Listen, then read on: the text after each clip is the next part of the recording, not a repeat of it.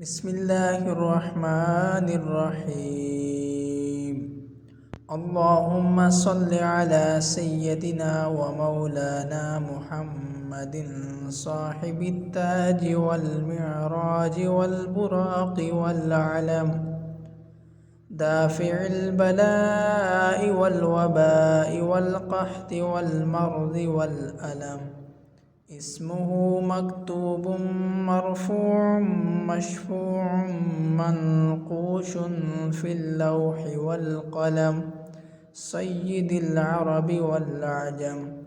جسمه مقدس معتر مطهر منور في البيت والحرم، شمس الضحى بدر الدجى صدر العلا نور الهدى كهف الورى مصباح الظلم، جميل الشيم شفيع الأمم، صاحب الجود والكرم.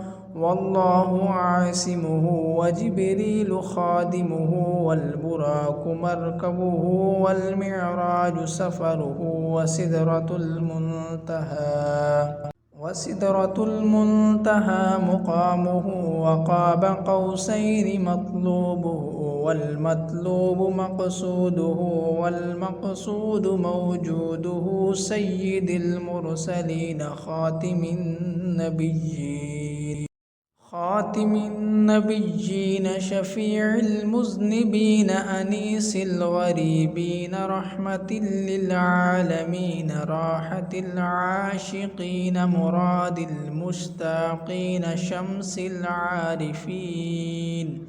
شمس العارفين سراج السالكين، مصباح المقربين محب الفقراء والغرباء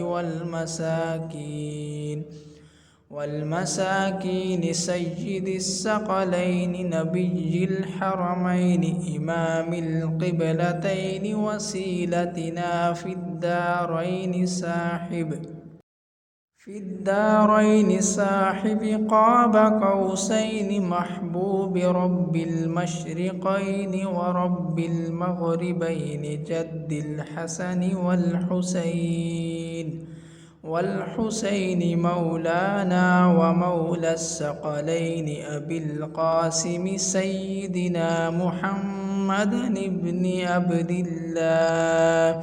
عبد الله نور من نور الله.